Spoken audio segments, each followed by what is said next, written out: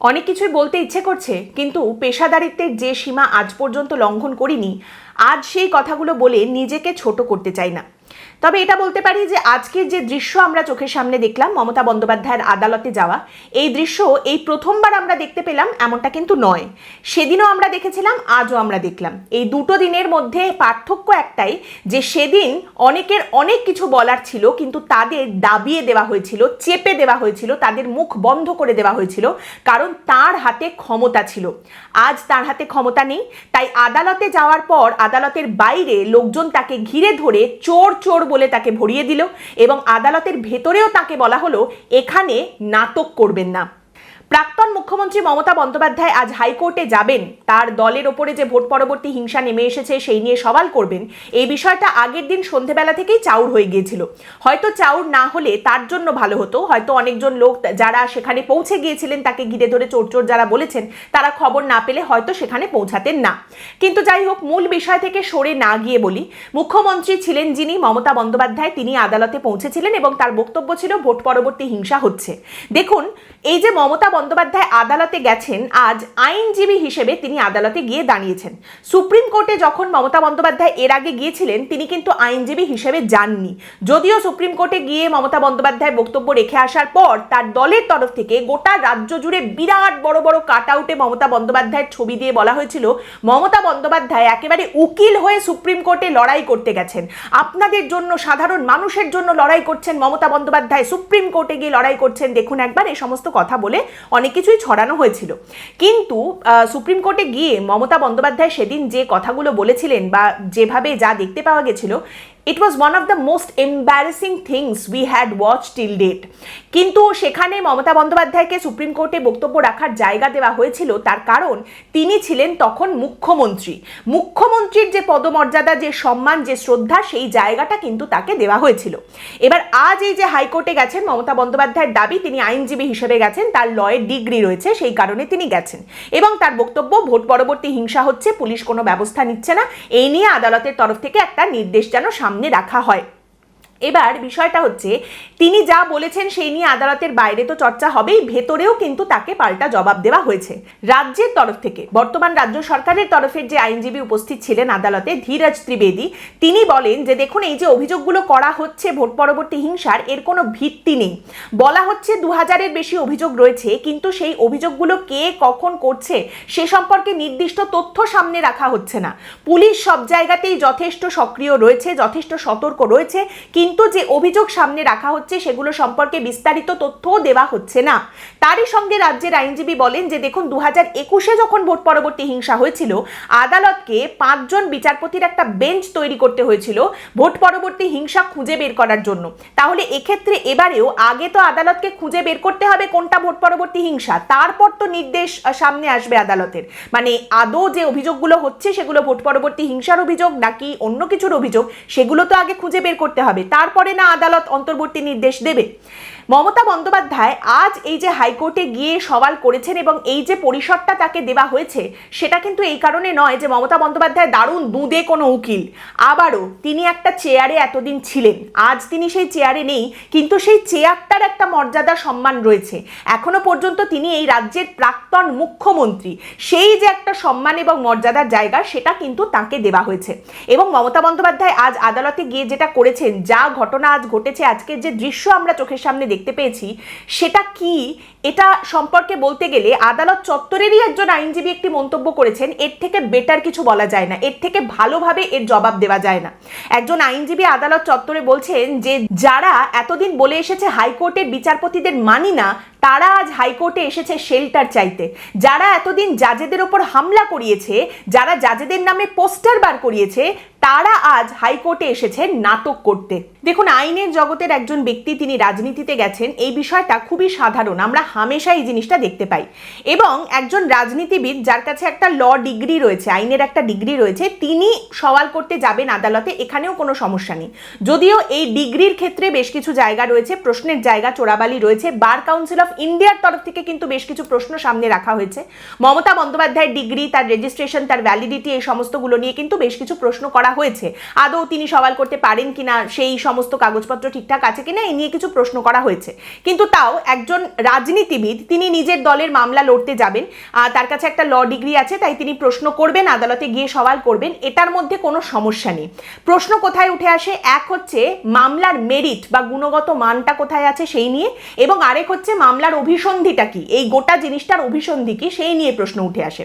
দেখুন, আপনি বারবার দেখবেন আমাদের ভারতের ইতিহাস যদি আপনি দেখেন, একদম স্বাধীনতার আগে থেকেও আপনি যদি দেখেন, আইনজীবী যারা উকিল তারা কিন্তু বিরাট বড় বড় ভূমিকা পালন করেছেন। স্বাধীনতার আগের যে সংগ্রাম, বিপ্লব, সেখানে বিপ্লবীদের অনেক সময় ইংরেজদের আগল থেকে বাঁচিয়ে বের করে নিয়ে আসা, এরকম অনেক রকম কাজে তারা সাহায্য করেছেন এবং একটা বড় অবদান তারা রেখেছেন।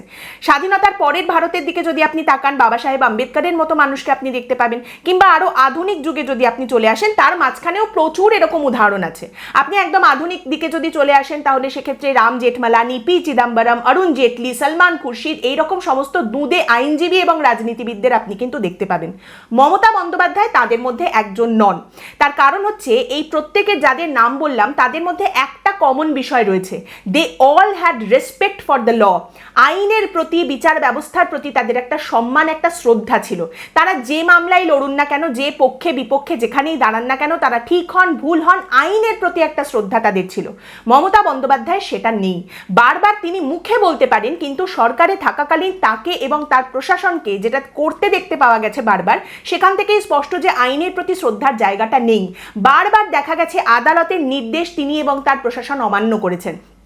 একটা আদালত থেকে আরেকটা আদালতে মামলা ঝুলিয়ে রেখে খালি ছুটে গেছেন, এবং বিভিন্ন জায়গায় দেখা গেছে সর্বোচ্চ আদালতের নির্দেশ আসার পর পর্যন্ত সেগুলো না মেনে তারা বসে থেকেছেন। মমতা বন্দ্যোপাধ্যায় সরকার বসে থেকেছে।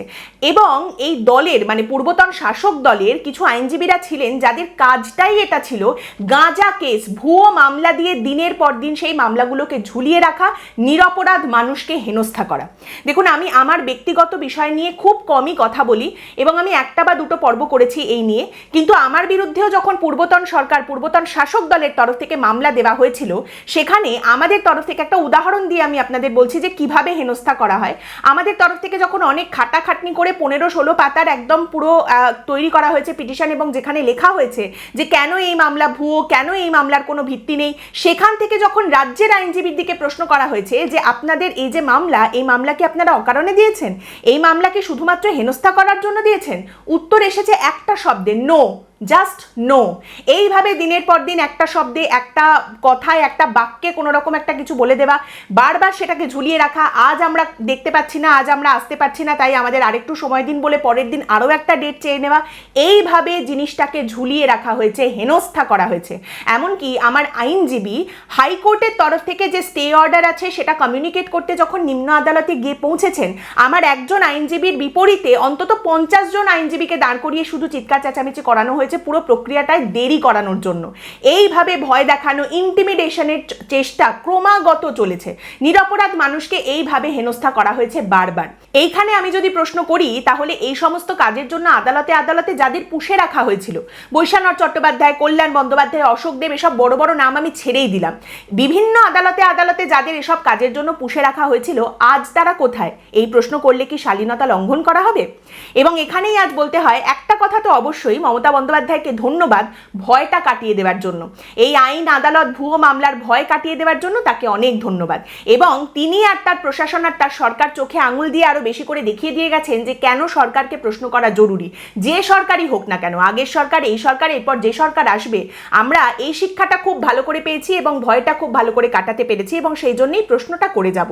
যাই হোক, মূল বিষয় যদি ফিরে আসি, তাহলে এইখানে হচ্ছে কেসের মেরিট, গুণগত মান কি, সেটা মমতা বন্দ্যোপাধ্যায়ের এই যে আইনের প্রতি শ্রদ্ধা কিরকম বা নেই, যে জিনিসটা বারবার দেখতে পাওয়া গেছে, সেটা থেকেই মোটামুটি বুঝতে পারছেন যে তার এই মামলার মেরিট বা গুণগত মানটা কোথায় থাকতে পারে।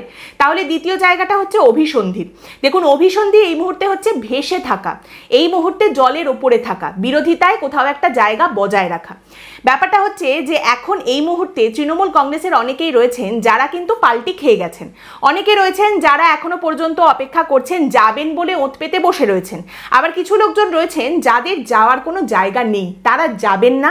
এবার কিছু কিছু লোকজন তো অলরেডি পাল্টি খেয়ে গেছে, বিজেপির তরফ থেকে যতই বলা হোক না কেন যে এদেরকে আমরা কিছুতেই নেব না, কিছু কিছু তো অলরেডি ঢুকে পড়েছে, বিভিন্ন জায়গা থেকে খবর আসছে, সব কি আর গুজব হবে?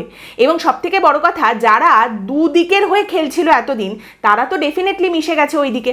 তাহলে যারা এখন যাবে না তাদের করার মতো উপায় কি পড়ে রয়েছে? আপনারা জানেন যে তৃণমূল কংগ্রেসের কর্মীরা বিভিন্ন জায়গা থেকে অভিযোগ করছেন, যেটা নিয়ে মমতা বন্দ্যোপাধ্যায় আজ আদালতে গেছেন, ভোট পরবর্তী হিংসা, বাড়িঘর ভাঙা হচ্ছে, পার্টি অফিস ভাঙচুর করা হচ্ছে, এই সমস্ত কিছু হচ্ছে। এইরকম অভিযোগ যে বারবার উঠে আসছে, সেখানে তৃণমূল কংগ্রেসের বড় বড় সব নেতারা কোথায়? তাদের কেন বলুন তো দেখতে পাওয়া যাচ্ছে না রাস্তায়? এই সমস্ত কর্মীদের পাশে কিংবা বিরোধিতায়, লড়াইতে, রাস্তায় কই তাদের কেন দেখতে পাওয়া যাচ্ছে না? এবং যা দেখা যাচ্ছে, তৃণমূল কংগ্রেসকে এই মুহূর্তে কিন্তু সেই সত্যরোদ্ধদের ওপরেই ভরসা করতে হচ্ছে। না হলে তাদের সমস্ত দলের মধ্যে যে সমস্ত বাংলার বাঘ, সিংহ, হাতি, ঘোড়া, জিরাফ, ভাল্লুক ছিল, তারা যে সব কোথায় চলে গেছে কেউ তাদেরকে খুঁজে পাচ্ছে না। মানে আপনি আজ দেখুন না, বীরভূমের বাঘ অনুব্রত মণ্ডল, সে কোথায়? সে নাকি এমনভাবে ঘরের ভেতরে ঢুকেছে, সে নাকি গৃহবন্দী হয়ে রয়েছে, সে বেরোচ্ছেই না, দেখাই যাচ্ছে না তাকে। তো সে কর্মীদের পাশে কি দাঁড়াবে? আগামীর সূর্য অভিষেক বন্দ্যোপাধ্যায়, তিনি যে কোন অন্ধকারে ঘাপটি মেরে বসে পড়েছেন, সেখান থেকে কবে যে তিনি বেরোবেন, সেই সূর্যোদয় কবে যে হবে কেউ তা জানে না। অতএব সত্যরোদ্ধরাই ভরসা। এবং কাদের দেখা যাচ্ছে তৃণমূল কংগ্রেসের তরফ থেকে এখন সামনে? কল্যাণ বন্দ্যোপাধ্যায়, যাকে দলের তরফ থেকে একটা সময় চূড়ান্ত অপমান করা হয়েছে শুধুমাত্র তিনি অভিষেক বন্দ্যোপাধ্যায়ের বিরোধিতা করেছিলেন বলে, তাকে আজ সামনে এসে কথা বলতে হচ্ছে, মামলায় যেতে হচ্ছে, বেরিয়ে এসে বলতে হচ্ছে কি হয়েছে না হয়েছে, তিনি বিরোধিতা করছেন। মদন মিত্র, যাকে একটা সময় দলের তরফ থেকে কিভাবে কোণঠাসা করা হয়েছে সেটা সকলে জানে। এমনকি মদন মিত্রকে একটা সময় তৃণমূলের তরফ থেকে বলা হয়েছিল আপনি মিডিয়ার সঙ্গে কথা বলবেন না, মিডিয়ার সামনে আপনি মুখ খুলবেন না, আপনি দলের হয়ে কিছু বলবেন না। সেই মদন মিত্র, তাকে হাইলাইট করতে হচ্ছে, তিনি এগিয়ে আসছেন, বিধানসভার সামনে তিনি কথা বলছেন, তাকে এখন সামনে রাখা হচ্ছে। মদন মিত্র যে জায়গা থেকে জিতেছেন, সেখানেও আপনি যদি বিধানসভা আসনগুলো দেখেন, আগে পরে ডান দিকে বাদিকে সব জায়গায় বিজেপি জিতেছে, শুধু ওই একটা জায়গায় মদন মিত্র টিম করে তৃণমূলের আলো জ্বালিয়ে রেখেছেন। আজ বিরোধী দলনেতা করা হচ্ছে শোভনদেব চট্টোপাধ্যায়কে, সেই শোভনদেব চট্টোপাধ্যায় যাকে জেতা আসন ছেড়ে দিতে হয়েছে শুধুমাত্র মমতা বন্দ্যোপাধ্যায় হেরে এসেছেন তিনি যাতে জিতে আবার মুখ্যমন্ত্রী হতে পারেন সেই কারণে। সেই শোভনদেব চট্টোপাধ্যায়কে বিরোধী দলনেতা করা হয়েছে, তিনি সামনে এসে এখন নানা রকম প্রশ্নের উত্তর দিচ্ছেন। তো আগামী প্রজন্ম, সেই আগামীর সমস্ত বাঘসিংহ, তারাই বা কোথায় গেলেন? তাদের এখন আর দেখতে পাওয়া যাচ্ছে না। দেখুন, সেই কারণেই এই ভেসে থাকার চেষ্টা। বিরোধীরাও এই কথাটা মানবেন যে তিনি এখন ভেসে থাকার চেষ্টা করছেন, তাই হাত পা ছুঁড়ছেন।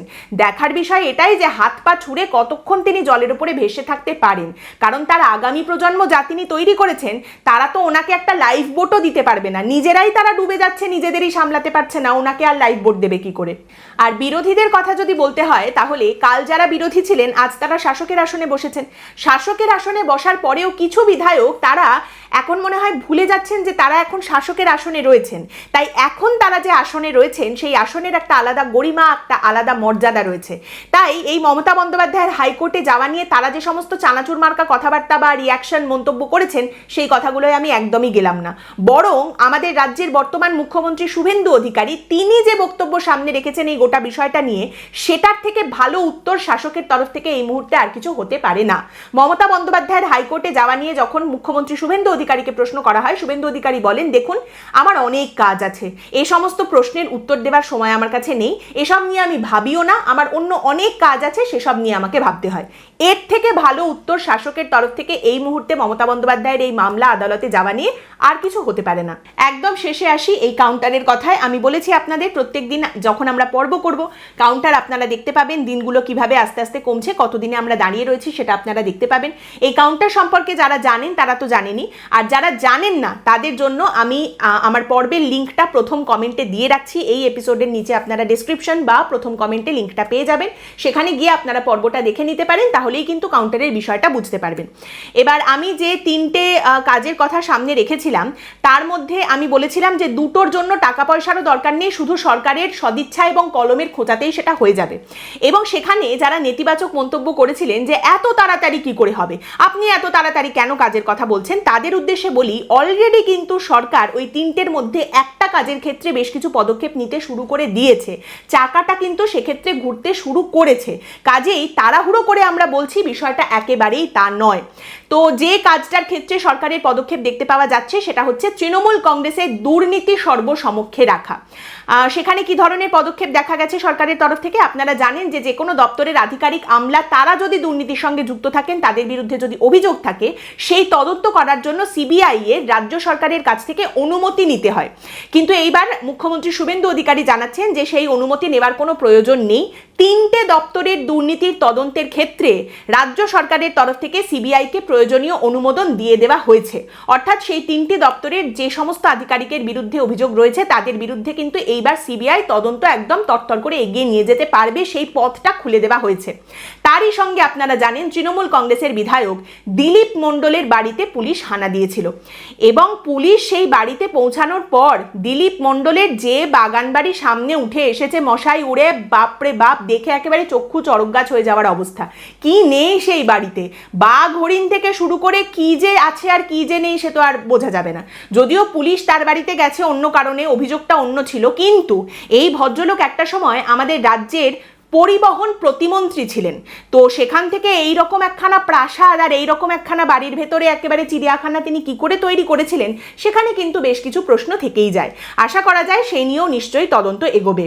আমি আবার এই কাউন্টার নিয়ে কথা বলবো মোটামুটি 10 দিন পরে, কিন্তু কাউন্টারটা এখানে থাকবে যাতে আপনাদেরও বিষয়টা মনে থাকে এবং সরকারের তরফ থেকে কোনো কাজ নিয়ে কোনো পদক্ষেপ সিদ্ধান্ত সামনে এলে অবশ্যই সেটা আপনাদের সামনে রাখবো, যেরকম আজও রাখলাম যে দুর্নীতির বিষয়ে সরকারের তরফ থেকে পদক্ষেপ দেখতে পাওয়া গেছে। তারই সঙ্গে বলে রাখি, এর আগের যে সরকার ছিল না, সেই সরকারকে প্রথম থেকে প্রশ্ন না করে, প্রথম থেকে ছাড় দিতে দিতে দিতে দিতে মানুষজন এটা ভেবে ভেবে যে না থাক প্রশ্ন করব না, এটা ঠিক হয়ে যাবে, ওটা পরে গিয়ে ঠিক হবে, সেটা করতে করতে কিন্তু এই পূর্বতন সরকার এইরকম একটা ভয়ঙ্কর ঔদ্ধত্য এবং একটা অত্যাচারের জায়গায় গিয়ে পৌঁছেছিল।